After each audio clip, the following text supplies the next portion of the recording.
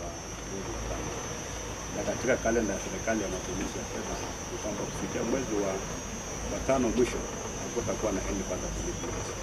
Na kwa sasa ndio tunaanza kupata fedha za mwezi wa pili. Treasury inavunja sheria. Maana kila every month takana kupata disbursement kabla ya 15. Tunaenda karibu miezi mitatu bila kupata fedha zote, hapana kulipa mshahara.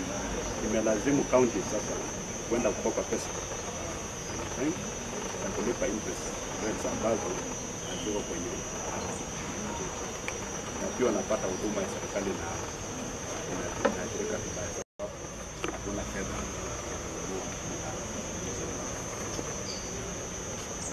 Jambo la tatu, sisi kama Wakenya tunamwaga damu sana.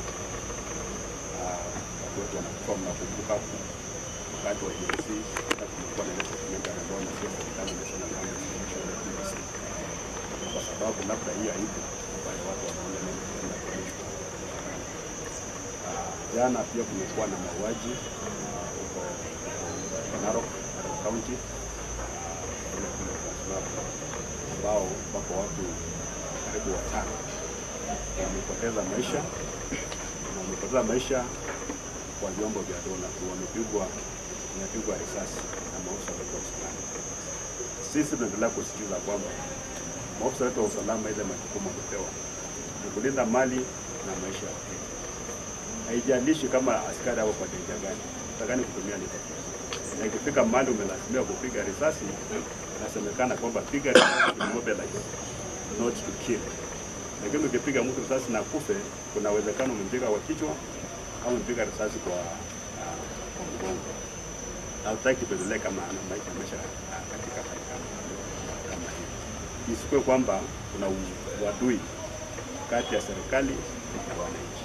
Tunataka tuone maafisa wetu wa usalama kama watoto wetu, kama baba zetu, kama jamii yetu ambao tumepewa majukumu ya kulinda watu. Lakini kama kuna jambo ambalo limeleta utata, sio lazima kutumia nguvu ambapo tunapoteza maisha katika hali kama hii. Tusikuwe watu wa kumwaga damu.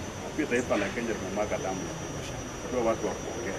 Na maafisa wetu pia tuwe watu ambao wanakuwa slow using this method.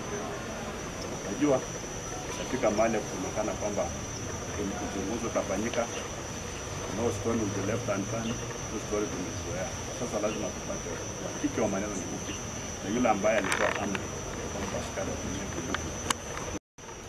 Jambo la mwisho, tumekuwa tunaongea mambo ya umoja wa jamii ya magharibi, na sisi tunapanga kwenda kule Malaba wakati wa by-election. Tunangojea Electoral Commission elezo rais tangazwe, alafu twende kukutane kule Malaba kwa kiongozi ambaye atamrudi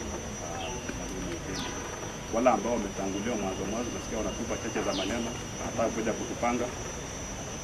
Wakati huu tutawapanga tu, wakikuja watapanga tuko tayari. Maana nyumba yetu tuweka in order zile nimesema, tutajipanga na kuongea na jamii nyingine kufanya mambo ya ukatili. Lakini sisi ndio tunajua tunavaa kiatu, tunajua tunafanya watu wasionyeshe too much unnecessary interest katika masuala ya Malaba. Tutaki kiongozi ambaye ataungana vizuri kwa kwamba tunashirikiana pamoja kuunga na Wakenya wengine kujenga taifa. Asante sana. Kazi nje ya sheria kwa sababu ama wafuate sheria kwa sababu ati wasipofuata sheria kuna aibu. Wafuate tu sheria kwa sababu kufuata sheria ni lazima. Na wanajua ni wakati gani watakana kutumia silaha na wakati gani watakana kutumia silaha against innocent and armed civilians is wrong. It doesn't matter kama ipo ama haipo. Katiba, kisheria is just wrong. Hizo bunduki, hizo risasi takana kutumiwa kulinda maisha na mali ya Kenya. Kwa hivyo mambo haipo, mambo yenyewe for me is not important. The most important thing ni kwamba our officers are responsible. Na unajua kwamba wale watu ambao wanauawa ni wazazi wako na watoto. Jana mtoto alikuwa na mzazi, leo amekuwa nini? Amekuwa yatima. Jana mama alikuwa na mume, leo amekuwa mjane.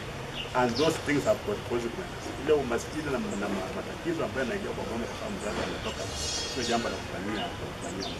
Mimi najua wale yule ambaye alitoa hiyo amri kwamba askari wafanyie, these are weapons, kufanya ya mbaya sana.